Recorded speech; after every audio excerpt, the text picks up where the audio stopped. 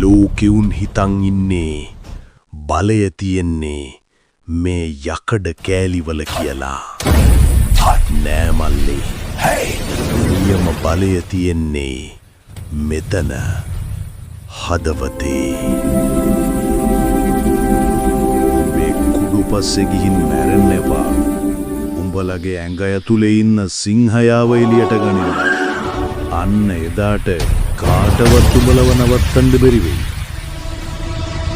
කුඩු පරදම කොන්ද කෙලින් තියන් නැගිටින්න.